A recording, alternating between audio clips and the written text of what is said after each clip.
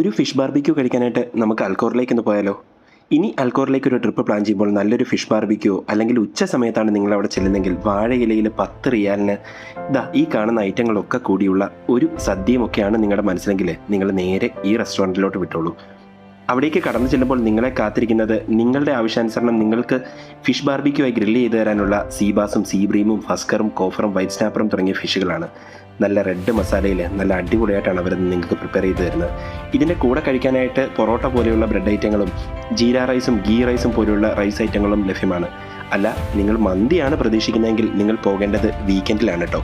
വ്യാഴം വെള്ളി ദിവസങ്ങളിൽ വൈകുന്നേരമാണ് അവർ മന്തി റൈസ് നിങ്ങൾക്കായി നൽകുന്നത്.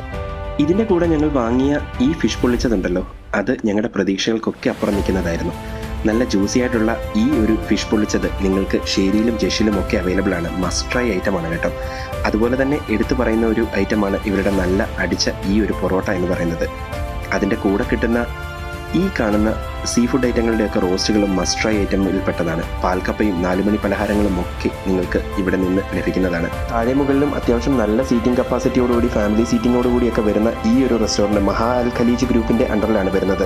റെസ്റ്റോറൻറ്റിൻ്റെ പേര് പപ്പായ എന്നാണ്, മറക്കണ്ട. ഇത് വരുന്നത് നമ്മുടെ ഫിഷ് മാർക്കറ്റിൻ്റെ സൈഡിലൂടെയുള്ള സുൽത്താൻ റിസോർട്ടിലേക്ക് പോകുന്ന വഴിയിൽ വലതുവശത്തായിട്ടാണ്. അപ്പോൾ അതിനോട് ചേർന്നുള്ള മഹാ അൽ ഖലീജ് കഫ്റ്റീരിയയും നിങ്ങളൊന്ന് ട്രൈ ചെയ്യാൻ മറക്കണ്ട കേട്ടോ. ഒന്ന് ട്രൈ ചെയ്ത് നോക്കിയോളൂ.